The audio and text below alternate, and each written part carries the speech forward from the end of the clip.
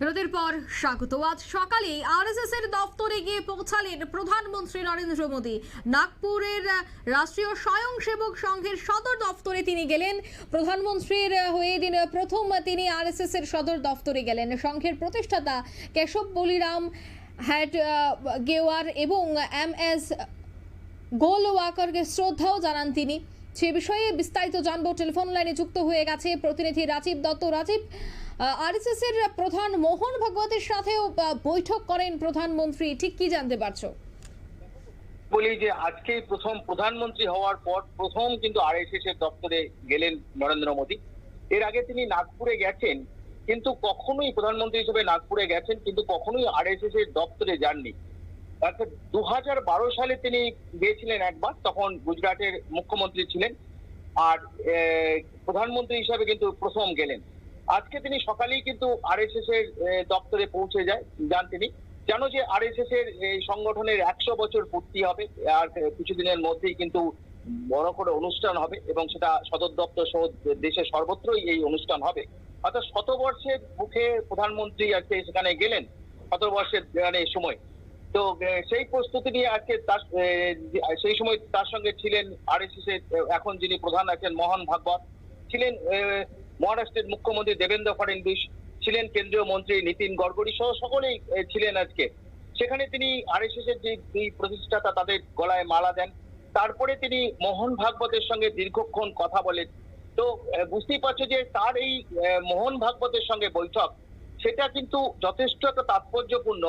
তার কারণটা তুমি যদি একটু আমরা পিছিয়ে যাই, প্রথমে যে 2024 লোকসভা নির্বাচনের সময় বিজেপি যে আসন সংখ্যা দাবি করেছিল, সেই আসন কিন্তু বিজেপি পায়নি। অর্থাৎ সেই সময় আমরা প্রধানমন্ত্রী বলো, স্বরাষ্ট্রমন্ত্রী অমিত শাহ বলো, প্রত্যেকে কিন্তু একটা দাবি করেছিল একটা ব্যাপক আসন তারা পাবে, কিন্তু দেখা যায়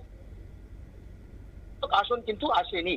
তারপরে আমরা দেখলাম যে বিজেপির আরএসএস এর কিছু নেতা তারা চর্চা শুরু করলেন, বলতে শুরু করলেন যে বিজেপির সঙ্গে আরএসএস এর একটা সম্পর্ক, অর্থাৎ আরএসএস কে ব্যবহার না করার কারণেই এবং আরএসএস এর সঙ্গে একটা সম্পর্ক দূরত্ব তৈরি হওয়ার কারণেই 2024 লোকসভার এরকম একটা অনেকটা পিছিয়ে পড়েছিল, এরকম বলা হয়েছিল। আমরা দেখেছিলাম সেই সময় এই বিতর্ক তৈরি হয়েছিল, যদিও বারবার বলা হয়েছিল যে সেটা ঠিক না, কিন্তু কোথাও যেন আরএসএস এর সঙ্গে একটা সম্পর্কটা নির্বাচনকে নিয়ে আরএসএস এর সাহায্য চাওয়া, সেটা কিন্তু হয়নি। এবারে কিন্তু সেই সমালোচনা বা সেই দূরত্বটা বোধহয় দূর করার জন্যই প্রধানমন্ত্রী আজকে গেলেন সদর দপ্তরে।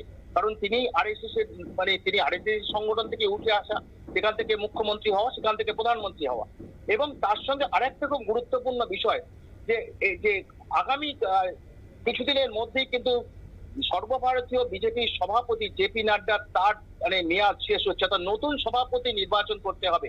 অর্থাৎ এই জায়গায় দাঁড়িয়ে এমন বিজেপি তো আরএসএস এর সঙ্গে পরামর্শ করে, তো হচ্ছে সেই জায়গায় আমাদের মনে হয় যে আরএসএস মোহন ভাগবতের সঙ্গে হয়তো এই নিয়েও তিনি কিছু পরামর্শ করেছেন যে কে পরবর্তী ক্ষেত্রে বিজেপি সর্বভারতীয় সভাপতি হওয়ার যোগ্য। অর্থাৎ আরএসএস এর মতামত নেই কিন্তু এই পদে কিন্তু বিজেপি কাউকে বসায়, এটাও নিয়ে অসম্ভবত আলোচনা আজকে হয়েছে। কারণ দুই নেতার মোহন ভাগবতের সঙ্গে প্রধানমন্ত্রী নরেন্দ্র মোদীর অনেকক্ষণ কথা হয়েছে, কারণ তিনি ওখান থেকে আরো কয়েকটি প্রোগ্রামে গেছিলেন বটে, কিন্তু ওখানে তিনি এখনো পর্যন্ত তিনি ওখানে কিছুক্ষণের মধ্যেই রওনা হবেন।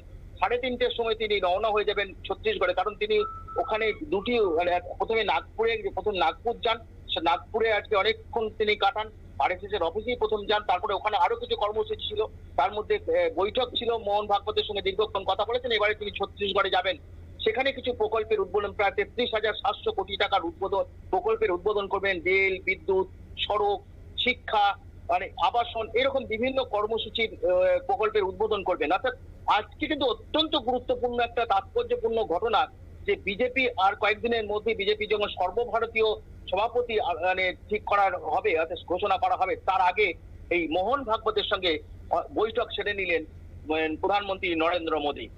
অঙ্কিতা, ধন্যবাদ। অর্থাৎ আজ বৈঠক করবেন মোহন ভাগবতের সাথে, বিভিন্ন বিষয় নিয়ে আলোচনা হবে। কারণ বেশ কিছুদিন যাবত কিন্তু একটা জল্পনা কল্পনা ছিল যে বিজেপির সাথে আরএসএস এর একটা মতানৈক্য তৈরি হচ্ছে। তবে যাই হোক, এবার প্রধানমন্ত্রী তিনি গেলেন নাগপুরের এই সদর দফতরে এবং সেখানে এই গুরুত্বপূর্ণ বৈঠক, এবং গুরুত্বপূর্ণ বৈঠকের পর কি বার্তা থেকে মোহন ভাগবত এবং প্রধানমন্ত্রী নরেন্দ্র মোদীর, তার দিকেও থাকছে নজর। নিয়ে নিচ্ছে এই মুহূর্তে ছোট্ট একটি বিজ্ঞাপন বিরতি।